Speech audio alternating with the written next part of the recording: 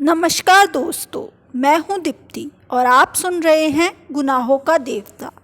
पिछले भाग में हमने सुधा और चंदर कहानी के दो मुख्य पात्रों के बारे में सुना, जहां सुधा चंदर को अपने पिताजी के निबंध की स्पीच टाइप कराने के लिए किसी ईसाई लड़की के यहाँ भेजती है। अब आगे। सिविल लाइन में एक उजाड़ हिस्से में एक पुराने से बंगले के सामने आकर मोटर रुकी। बंगले का नाम था रोज लॉन, लेकिन सामने के कंपाउंड में जंगली घास उग रही थी और गुलाब के फूलों की बजाय अहाते में मुर्गी के पंख बिखरे पड़े थे। रास्ते पर भी घास उगाई थी और फाटक पर, जिसके खंबे की कॉर्निस टूट चुकी थी, बजाय लोहे के दरवाजे के दो आड़े बांस लगे हुए थे। फाटक के एक और छोटा सा लकड़ी का नाम पटल लगा था, जो कभी काला रहा होगा, लेकिन जिसे धूल, बरसात और हवा ने चितकबरा बना दिया था। चंदर मोटर से उतरकर उस बोर्ड पर लिखे हुए अधमिठे सफ़ेद अक्षरों को पढ़ने की कोशिश करने लगा और जाने किसका मुंह देखकर सुबह उठा था कि उसे सफलता भी मिल गई। उस पर लिखा था A.F. डिक्रूज। उसने जेब से लिफाफा निकाला और पता मिलाया। लिफाफे पर लिखा था मिस पी डिक्रूज। यही बंगला है। उसे संतोष हुआ। हॉर्न दो, उसने ड्राइवर से कहा। ड्राइवर ने हॉर्न दिया, लेकिन किसी का बाहर आना तो दूर, एक मुर्गा जो आहते में कुकड़ा रहा था। उसने मुड़कर बड़े संदेह और त्रास से चंदर की ओर देखा और अपने पंख फड़फड़ाते हुए, चीखते हुए जान बचाकर भागा। बड़ा मनहूस बंगला है ये। यहाँ आदमी रहते हैं या प्रेत? कपूर ने ऊबकर कहा और ड्राइवर से बोला, जाओ तुम, हम अंदर जाकर देखते हैं। अच्छा हुजूर, सुधा बेबी से क्या कह देंगे? कह देना, पहुंचा दिया। कार मुड़ी और कपूर बांस फांदकर अंदर गया। आगे का पोर्टिको खाली पड़ा था और नीचे की ज़मीन ऐसी थी जैसे कई सालों से उस बंगले में कोई सवारी गाड़ी न आई हो। वह बरामदे में गया। दरवाजे बंद थे और उन पर धूल जमी हुई थी। एक जगह चौखट और दरवाजे के बीच में मकड़ी ने जाला बुन रखा था। ये बंगला खाली है क्या? कपूर ने सोचा। सुबह 8:30 बजे वहाँ ऐसा सन्नाटा छाया था कि दिल घबरा जाए। आसपास चारों ओर आधी फरलांग तक कोई बंगला नहीं था। उसने सोचा, बंगले के पीछे शायद नौकरों की झोपड़ियाँ हो। वह दाएं बाजू से मुड़ा और खुशबू का एक तेज झोंका उसे चूमता हुआ निकल गया। ताज्जुब है, ये सन्नाटा, ये मनहूसियत और इतनी खुशबू, कपूर ने कहा और आगे बढ़ गया तो देखा बंगले के पिछवाड़े गुलाब का एक बहुत सुंदर बाग है। कच्ची रवीशे और बड़े बड़े हर रंग के गुलाब। वह सचमुच रोज लॉन था। वह बाग में पहुंचा। उधर भी बंगले के दरवाजे बंद थे। उसने खटखटाया, लेकिन कोई जवाब नहीं मिला। वह बाग में घुसा कि शायद कोई माली काम कर रहा हो। बीच बीच में ऊंचे जंगली चमेली के झाड़ थे और कहीं कहीं लोहे की छड़ों के कटघरे। बेगम बलिया भी फूल रही थी, लेकिन चारों ओर अजब सा सन्नाटा था। हर फूल पर किसी खामोशी के फरिश्ते की छा थी। फूलों में रंग था, हवा में ताजगी थी, पेड़ों में हरियाली थी, झोंकों में खुशबू थी, लेकिन फिर भी सारा बाग ऐसे सितारों का गुलदस्ता लग रहा था जिसकी चमक, जिसकी रोशनी और जिसकी ऊंचाई लुट चुकी हो।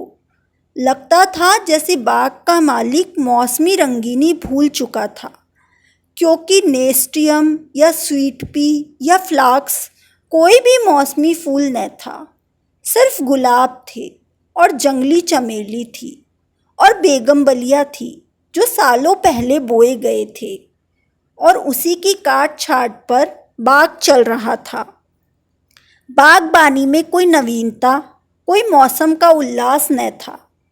चंदर फूलों का बेहद शौकीन था। सुबह घूमने के लिए उसने दरिया किनारे की बजाय अल्फ्रेड पार्क चुना था, क्योंकि पानी की लहरों की बजाय उसे फूलों के बागों के रंग और सौरभ की लहरों से बेहद प्यार था। और उसका दूसरा शौक था फूलों के पौधों के पास से गुजरते हुए फूलों को समझने की कोशिश करना। अपनी नाजुक टहनियों पर हंसते मुस्कुराते हुए ये फूल जैसे अपने रंगों की बोली में आदमी से जिंदगी का जाने कौन सा रहस्य कहना चाहते हैं। और ऐसा लगता है कि जैसे हर फूल के पास अपना व्यक्तिगत संदेश है, जिसे वह अपने दिल की पंखुड़ियों के आहिस्ते में सहेज कर रखे हुए है कि कोई सुनने वाला मिले तो वह अपनी दास्तां कह जाए। पौधों के ऊपर फुगनी पर मुस्कुराता हुआ आसमान की तरफ मुंह किए हुए ये गुलाब, जो रात भर सितारों की मुस्कुराहट चुपचाप पीता रहा है, यह अपने मोतियों पंखुड़ियों के होठों से जाने क्यों खिलखिला रहा है। जाने इसे कौन सा रहस्य मिल गया है। और वह नीचे वाली टहनी में आधा झुका हुआ गुलाब, झुकी हुई पलकों सी पंखुड़ियाँ और दोहरे मखमल की डंडी, ये गुलाब जाने क्यों उदास है। और क्यों दुबली पतली लंबी सी नाजुक कली, जो बहुत सावधानी से हरा आंचल लपेटे हुए है और प्रथम ज्ञात यौवन की तरह लाज में सिमटी है तो सिमटी ही जा रही है, लेकिन इसके यौवन की गुलाबी लपटे सात हरे पर्दों में इस तरह झलक पड़ती है, झलक ही पड़ती है। इस तरह उसने एक पीला गुलाब देखा और वहां जाकर रुक गया। चंदर ने सोचा कि उसे तोड़ ले, लेकिन उसकी हिम्मत नहीं हुई। वह झुका कि उसे सूंघ ही ले। सूंघने के इरादे से उसने हाथ बढ़ाया ही था कि किसी ने पीछे से गरज कर कहा, here you are, I have caught you red handedly today. और उसके बाद किसी ने उसे दोनों हाथों से जकड़ लिया और उसकी गर्दन पर सवार हो गया। वह उछल पड़ा और अपने को छुड़ाने की कोशिश करने लगा। पहले तो वह कुछ समझा नहीं। अजब रहस्यमय बंगला है ये। एक अव्यक्त भय और सिरहन ने उसके हाथ पांव ढीले कर दिए, लेकिन उसने हिम्मत करके अपना एक हाथ छुड़ा लिया और मुड़कर देखा तो एक बहुत कमज़ोर बीमार सा पीली आंखों वाला गोरा उसे पीछे से जकड़े हुए था। चंदर ने दूसरे हाथ को फिर पकड़ने की कोशिश करते हुए वह हांफता हुआ बोला, हाँ, रोज यहाँ से फूल गायब होते हैं। मैं कहता था कौन ले जाता है। हाँ, हाँ, हाँ। वह हांफता ही जा रहा था। आज मैंने पकड़ लिया तुम्हें। रोज चुपके से चले आते थे। वह चंदर को कसकर पकड़े था, लेकिन उस बीमार गोरे की सांसें छूटती ही जा रही थी। चंदर ने उसे झटका देकर धकेल दिया और डांट कर बोला, क्या मतलब है तुम्हारा? पागल है क्या? खबरदार जो हाथ आगे बढ़ाया, अभी ढेर कर दूंगा तुझे, गोरा सुअर। और उसने अपनी आस्तीनें चढ़ाई। वह धक्के से गिर गया, धूल झाड़ते उठ बैठा और बड़ी ही रोनी आवाज में बोला, कितना जुल्म है, कितना जुल्म है। मेरे फूल भी तुम चुरा ले गए और मुझे इतना भी हक नहीं कि मैं तुम्हें धमकाऊं। अब तुम मुझसे लड़ोगे? तुम जवान हो, मैं बूढ़ा हूँ। हाय रे, मैं सचमुच। और वह रोने लगा। चंदर से उसका रोना देखता हुआ सारा गुस्सा हवा हो गया और हंसी रोककर बोला, गलत फहमी है जनाब, मैं बहुत दूर रहता हूँ। मैं चिट्ठी लेकर मिस डिक्रूज से मिलने आया था। उसका रोना रुका नहीं। तुम बहाना बनाते हो, बहाना बनाते हो, और अगर मैं विश्वास नहीं करता तो तुम मुझे मारने की धमकी देते हो। अगर मैं कमज़ोर न होता तो तुम्हें पीस कर खा जाता और तुम्हारी खोपड़ी कुचल कर फेंक देता, जैसे तुमने मेरे फूल फेंके होंगे। फिर तुमने गाली दी, मैं उठकर अभी तुम्हें नाली में फेंक दूंगा। अरे बाप रे, दौड़ो दौड़ो, मुझे मार डाला। पॉमी, टॉमी, मेरे दोनों कुत्ते कहाँ मर गए? उसने डर से चीखना शुरू किया। क्या है बर्टी, क्यों चिल्ला रहे हो? बाथरूम के अंदर से किसी ने चिल्लाकर कहा। अरे मार डाला इसने, दौड़ो दौड़ो। झटके से बाथरूम का दरवाज़ा खुला। बेढंगा गाउन पहने एक लड़की दौड़ती हुई आई और चंदर को देखकर रुक गई। क्या है? उसने डांट कर पूछा। कुछ नहीं, शायद पागल मालूम देता है। जबान संभाल कर बोलो, वह मेरा भाई है। ओह, कोई भी हो, मैं मिस डिक्रूज से मिलने आया था। मैंने आवाज़ दी तो कोई बोला नहीं। मैं बाग में घूमने लगा, इतने में इसने मेरी गर्दन पकड़ ली। ये बीमार और कमज़ोर है, वरना अभी गर्दन दबा देता। गोरा उस लड़की के आते ही तनकर खड़ा हो गया और दांत पीसकर बोला, अरे मैं तुम्हारे दांत तोड़ दूंगा। बदमाश कहीं का, चुपके चुपके आया और गुलाब तोड़ने लगा। मैं चमेली की झाड़ के पीछे छिपा सब देख रहा था। अभी मैं पुलिस बुलाती हूँ, तुम देखते रहो बर्टी से, मैं फ़ोन करती हूँ। लड़की ने डांटते हुए कहा। अरे भाई, मैं मिस डिक्रूज से मिलने आया हूँ, मैं तुम्हें नहीं जानती, झूठा कहीं का। मैं मिस डिक्रूज हूँ, देखिए तो ये खत। लड़की ने खत खोला और पढ़ा और एकदम आवाज़ बदलकर बोली, छी बर्टी, तुम किसी दिन पागल खाने जाओगे। आपको डॉक्टर शुक्ला ने भेजा है? तुम तो मुझे बदनाम कर डालोगे। उसकी शक्ल और भी रोनी हो गई। मैं नहीं जानता था, मैं नहीं जानता था, उसने घबराकर कहा। माफ़ कीजिएगा, लड़की बड़े मीठे स्वर में हिंदुस्तानी में बोली। मेरे भाई का दिमाग जरा ठीक नहीं रहता जब से इनकी पत्नी की मौत हो गई है। इसका मतलब ये नहीं कि किसी भले मानुस की इज्जत उतार ले, चंदर ने बिगड़कर कहा। देखिए, बुरा मत मानिए, मैं इसकी ओर से माफ़ी मांगती हूँ। आइए अंदर चलिए।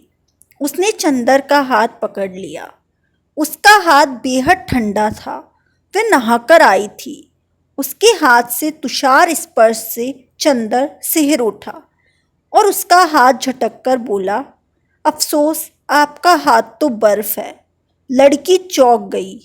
वह सद्य स्नाता सहसा सचेत हो गई और बोली, अरे शैतान तुम्हें ले जाए बर्टी, तुम्हारे पीछे मैं बेढंगे गाउन में भाग आई। और बेढंगे गाउन को दोनों कॉलर पकड़कर उसने खुली गर्दन ढकने का प्रयास किया और फिर अपनी पोशाक पर लज्जित होकर भागी।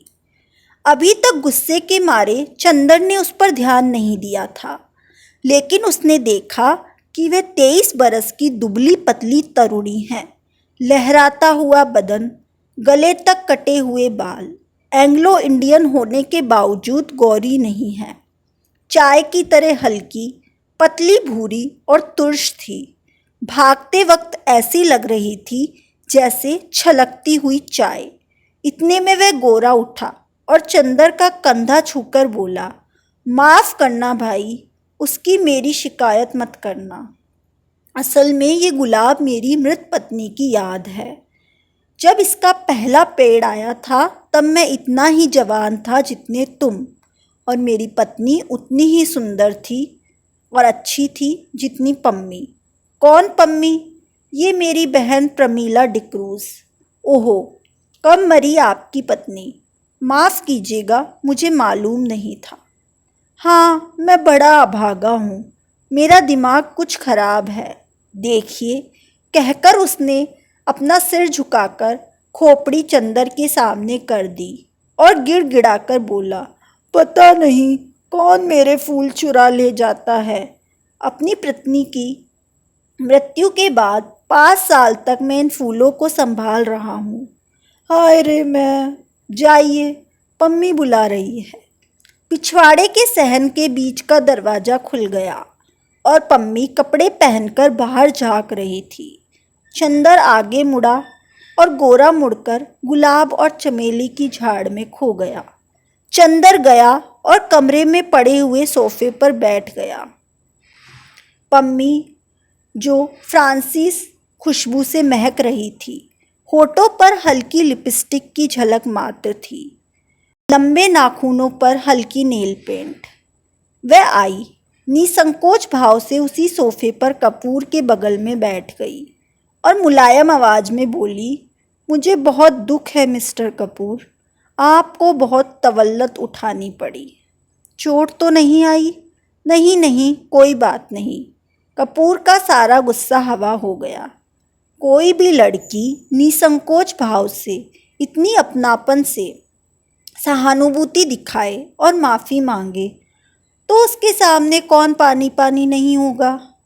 फिर भी वह, जिसके होठों पर न केवल बोली अच्छी लगती हो बल्कि लिपस्टिक भी इतनी प्यारी हो।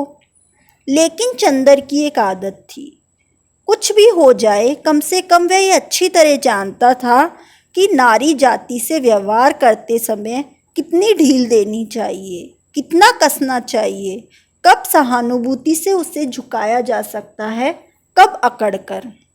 इस वक्त वह जानता था कि लड़की से वह कितनी भी सहानुभूति चाहे ले सकता है, अपने अपमान के हर जाने के तौर पर। इसलिए कपूर साहब बोले, लेकिन मिस डिक्रूज़, आपके भाई बीमार होने के बावजूद बहुत मजबूत है। उफ, गर्दन पर जैसे अभी तक जलन हो रही है। ओहो, सचमुच मैं बहुत शर्मिंदा हूँ। देखूं? और कॉलर हटाकर उसने गर्दन पर अपनी बर्फीले उंगलियां रख दी। लाइए, लोशन मल देती हूँ।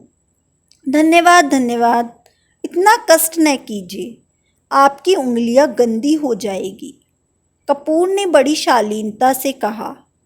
पम्मी के होठों पर हल्की सी मुस्कुराहट, आंखों में लाज और वक्ष पर हल्का सा कंपन दौड़ गया। ये वाक्य कपूर ने चाहे शरारत में ही कहा, लेकिन कहा इतने शांत और संयत स्वरों में कि पम्मी कुछ प्रतिवाद भी न कर सकी। और फिर 6 बरस से लेके 60 बरस तक की ऐसी कौन सी स्त्री है जो अपनी प्रशंसा पर खुश न हो जाए। अच्छा लाइए, वे स्पीच कहाँ है जो मुझे टाइप करनी है, पम्मी ने विषय बदलते हुए कहा। ये लीजिए, कपूर ने स्पीच दे दी। ये तो मुश्किल से 3-4 घंटे का काम है। और पम्मी स्पीच को उलट पुलट करके देखने लगी। माफ़ कीजिएगा अगर मैं कुछ व्यक्तिगत सवाल पूछूं, क्या आप टाइपिस्ट हैं? कपूर ने शिष्टता से पूछा। जी नहीं, पम्मी ने उन्हीं कागज़ों में नज़र गड़ाए हुए कहा। मैंने अभी टाइपिंग और शॉर्ट हैंड सीखी थी और मैं सीनियर कैम्ब्रियम के पास की यूनिवर्सिटी में गई थी। यूनिवर्सिटी मुझे छोड़नी पड़ी क्योंकि मैंने शादी कर ली थी। अच्छा, आपके पति कहाँ हैं? रावलपिंडी में, आर्मी में हैं। लेकिन फिर आप डिक्रूज़ क्यों लिखती है? और फिर मिस, क्योंकि हम लोग अलग हो गए हैं। और स्पीच के कागज़ को फिर से तह करती हुई बोली। मिस्टर कपूर, आप अविवाहित हैं? जी हाँ। और विवाह करने का इरादा तो नहीं रखते? नहीं। बहुत अच्छे, तब तो हम लोगों में निभ जाएगी। मैं शादी से बहुत नफ़रत करती हूँ। शादी अपने को दिया जाने वाला सबसे बड़ा धोखा है। देखिए, ये मेरा भाई है ना, कैसा पीला और बीमार हो गया है। पहले तंदुरुस्त था और टेनिस में प्रांत में अच्छे खिलाड़ियों में से था। एक बिशप की दुबली पतली भावुक लड़की से इसने शादी कर ली और उससे बेहद प्यार करता था। सुबह शाम दोपहर रात कभी उसे अलग नहीं होने देता। हनीमून के लिए दोनों शिलोन गए थे। वह लड़की बहुत कला प्रिय थी, बहुत अच्छा नाचती थी, बहुत अच्छा गाती थी, गीत भी लिखती थी। ये गुलाब का बाग उसी ने बनवाया था। इसी के बीच में बैठकर दोनों घंटों गुजार देते थे। कुछ दिन बाद दोनों में झगड़ा हुआ। क्लब में बॉल डांस था और उस दिन लड़की बहुत अच्छी लग रही थी, मतलब बहुत ही ज़्यादा अच्छी। डांस के वक्त इनका ध्यान डांस की तरफ कम और अपनी पत्नी की तरफ ज़्यादा था। इन्होंने आवेश में आकर उसकी उंगलियां इतनी ज़ोर से दबा दी कि वह चीख पड़ी और लोग उनको देखकर हंसने लगे। वह घर आई और बहुत बिगड़ी। बोली, आप नाच देख रहे थे या टेनिस का मैच खेल रहे थे? मेरा हाथ था या टेनिस का रैकेट? इस पर बर्टी भी बिगड़ गया। उस दिन के बाद इन दोनों की ऐसी खटकी कि फिर कभी नहीं बनी। धीरे धीरे वे लड़की एक सर्जेंट से प्यार करने लगी। बर्टी को इतना सदमा हुआ कि वह बीमार पड़ गया, लेकिन बर्टी ने तलाक नहीं दिया। उस लड़की ने कुछ कहा भी नहीं और उस लड़की ने सर्जेंट से प्यार जारी रखा। लेकिन बीमारी में बर्टी की बहुत सेवा की। बर्टी अच्छा हो गया। उसके बाद इनको एक बच्ची भी हुई और उसी में ये मर गई। हालांकि हम सब लोग जानते हैं कि बच्ची उस सर्जेंट की थी, लेकिन बर्टी को यकीन नहीं होता कि वह सर्जेंट को प्यार करती थी। वह कहता है, यदि वह दूसरे आदमी को प्यार करती तो मेरी इतनी सेवा कैसे करती भला। उस बच्ची का नाम बर्टी ने रोज़ रखा और उसे लेकर दिन भर गुलाब के पेड़ों के बीच बैठा रहता था, जैसे अपनी पत्नी के साथ बैठा था। 2 साल बाद बच्ची को सांप ने काट लिया और वह मर गई। तब से बर्टी का दिमाग बिल्कुल ठीक नहीं रहता। खैर, जाने दीजिए। आइए अपना काम शुरू करें। चलिए अंदर स्टडी रूम में चलिए, चंदर बोला और पम्मी के पीछे पीछे चल दिया। मकान बहुत बड़ा था और पुरानी अंग्रेजी ढंग के अनुसार सजा हुआ था। बाहर से जितना पुराना और गंदा नज़र आता था, अंदर से उतना ही आलीशान और सुथरा। ईस्ट इंडिया कंपनी के ज़माने की छाप थी अंदर। यहाँ तक कि बिजली लगने के बावजूद अंदर पुराने बड़े बड़े हाथ के खींचे जाने वाले पंखे थे। 2 कमरों को पार करके वह लोग स्टडी रूम में पहुँचे। बड़ा सा कमरा जिसके चारों तरफ अलमारियों में किताबें सजी हुई थी। 4 कोनों में 4 मेज लगी हुई थी, जिनमें कुछ तस्वीरें स्टैंड के सहारे रखी हुई थी। एक अलमारी के नीचे के खाने में टाइपराइटर रखा था। पम्मी ने बिजली जला दी और टाइपराइटर खोलकर साफ करने लगी। चंदर घूमकर किताबें देखने लगा। एक कोने में कुछ मराठी किताबें रखी थी। उसे बड़ा ताज्जुब हुआ। अच्छा पम्मी, ओ माफ़ कीजिएगा मिस डिक्रूज़। नहीं, आप पम्मी पुकार सकते हैं, मुझे यही नाम अच्छा लगता है। हाँ, क्या पूछ रहे थे आप? आप मराठी भी जानती है? नहीं, मैं नहीं, मेरे नाना जी जानते थे। क्या आपको डॉक्टर शुक्ला ने हम लोगों के बारे में कुछ बताया नहीं? नहीं, कपूर ने कहा। अच्छा, ताज्जुब है। पम्मी बोली, आपने ट्रेनाली डिक्रूज़ का नाम सुना है ना? हाँ, डिक्रूज़, जिन्होंने कौशाम्बी की खुदाई करवाई थी। वो तो बहुत बड़े पुरातत्ववेत्ता थे, कपूर ने कहा। हाँ वही, वे मेरे सगे नाना थे और वे अंग्रेज़ नहीं थे, मराठा थे। उन्होंने मेरी नानी से शादी कर ली थी, जो कश्मीरी ईसाई महिला थी। उनके कारण भारत में उन्होंने ईसाईयत अपनाई थी। ये मेरे नाना का मकान है, जो अब हम लोगों को मिल गया है। डॉक्टर शुक्ला के दोस्त मिस्टर श्रीवास्तव बैरिस्टर है ना, वह हमारे ख़ानदान के एटर्नी थे। उन्होंने ही और शुक्ला जी ने ही ये जायदाद हमें दिलाई थी। लीजिए, मशीन तो ठीक हो गई, उसने टाइपराइटर में कागज़ और कार्बन डालकर कहा। लाइए निबंध। इसके बाद घंटे भर तक टाइपराइटर रुका नहीं। कपूर ने देखा, ये लड़की जो व्यवहार में इतनी सरल और स्पष्ट है, फैशन में इतनी नाजुक और शौकीन, काम में उतनी ही मेहनती और तेज भी है। उसकी उंगलियां मशीन की तरह चल रही थी और इतनी कि 1 घंटे में उसने लगभग आधी पांडुलिपि टाइप कर डाली थी। ठीक 1 घंटे बाद उसने टाइपराइटर बंद कर दिया। बगल में बैठी हुई कपूर की ओर झुककर बोली, अब थोड़ी देर आराम। और अपनी अंगुलियां चटकाने के बाद कुर्सी खिसकाकर उठी और एक भरपूर अंगड़ाई ली। उसका अंग अंग धनुष की तरह झुक गया। उसके बाद कपूर के कंधे पर बेतकल्लुफ़ी से हाथ रखकर बोली, क्यों, एक प्याला चाय मंगवाई जाए? मैं तो पी चुका, लेकिन मुझसे तो काम होने से रहा, अब बिना चाय के, पम्मी ने अल्हड़ बच्ची की तरह कहा और अंदर चली गई। कपूर ने टाइप किए हुए कागज उठाए और कलम निकाल कर उसकी गलतियां सुधारने लगा। चाय पीकर थोड़ी देर में पम्मी वापस आई और बैठ गई। उसने एक सिगरेट केस कपूर के सामने कर दिया। धन्यवाद, मैं सिगरेट नहीं पीता। अच्छा, ताज्जुब है। आपकी इजाज़त हो तो मैं सिगरेट पी लूँ? क्या आप सिगरेट पीती हैं? छी, पता नहीं क्यों औरतों का सिगरेट पीना मुझे नापसंद है। मेरी तो मजबूरी है मिस कपूर। आज के समाज में मैं मिलती जुलती नहीं।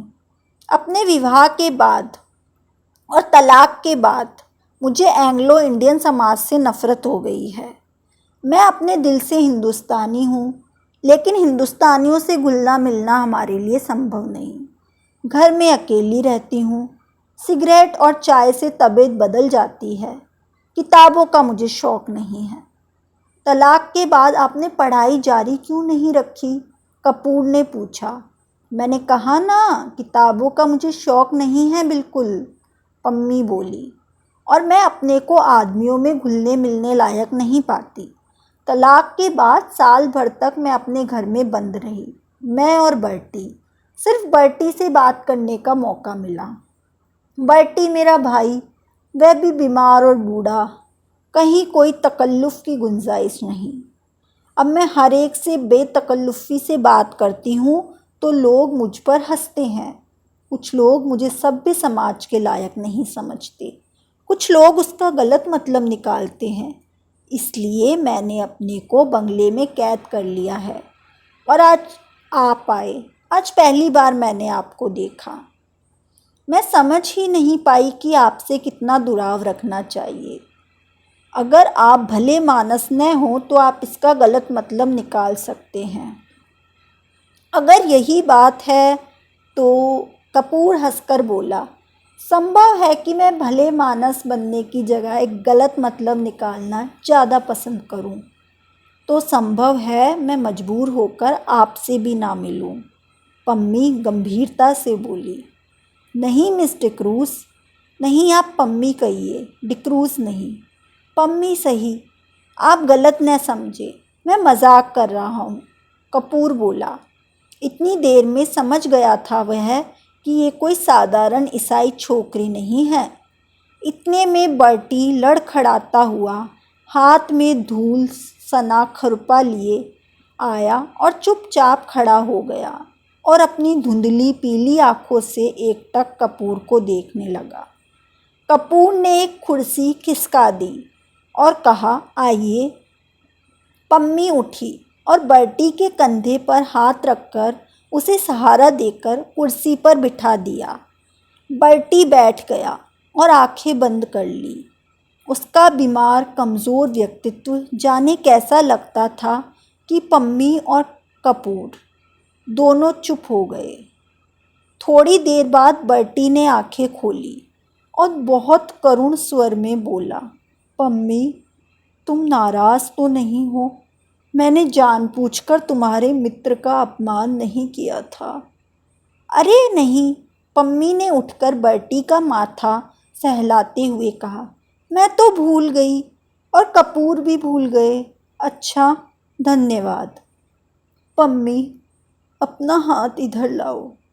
और वह पम्मी के हाथ पर सिर रखकर पड़ा रहा और बोला, मैं कितना अभागा हूँ, कितना अभागा। अच्छा पम्मी, कल रात को तुमने सुना था?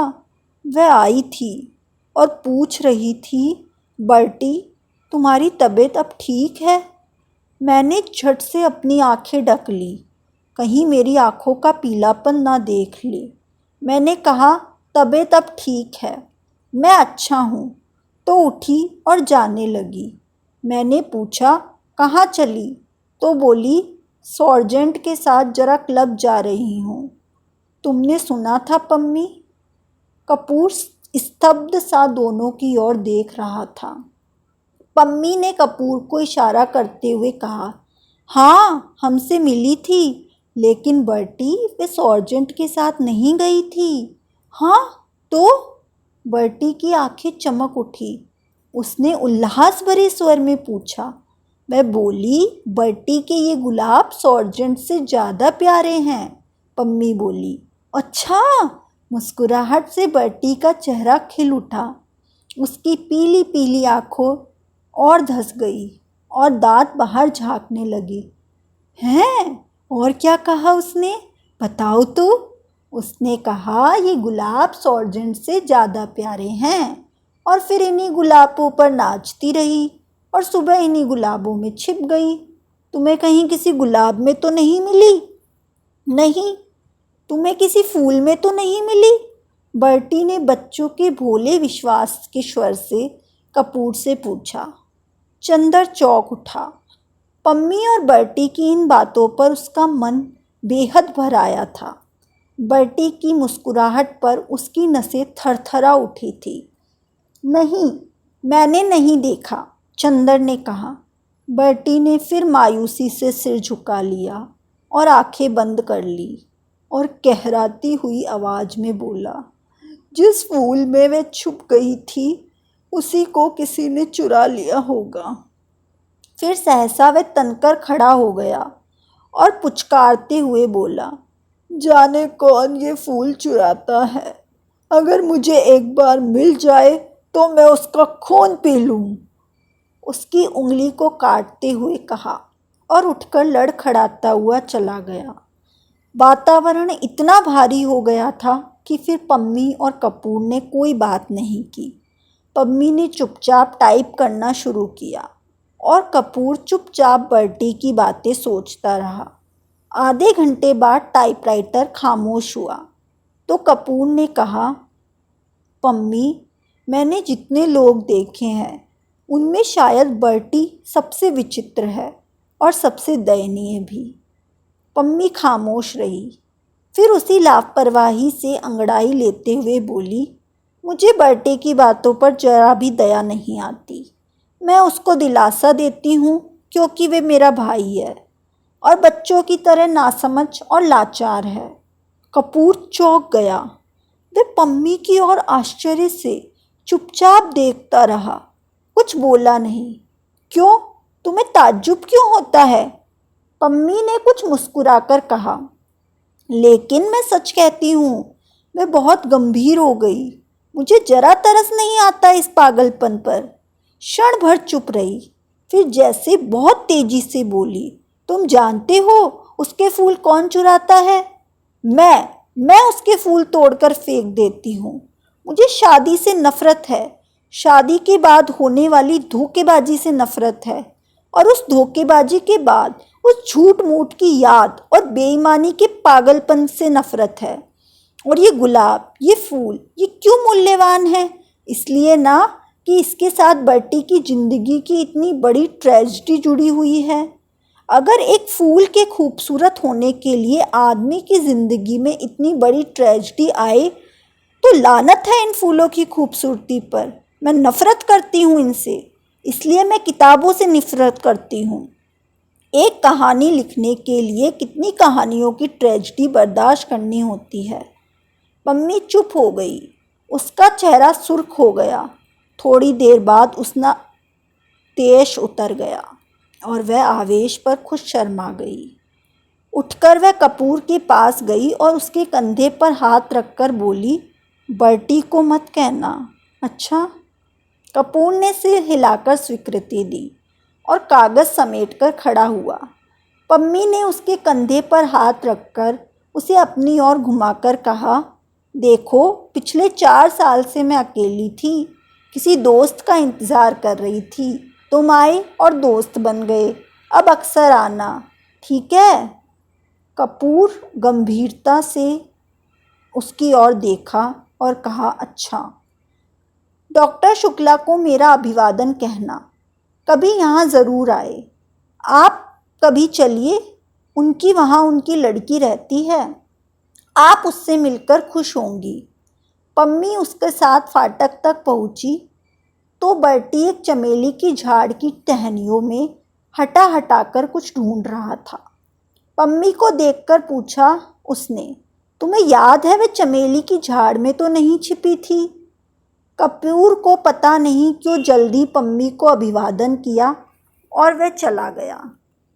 जाने क्यों उसे बर्टी को देखकर डर लगता था।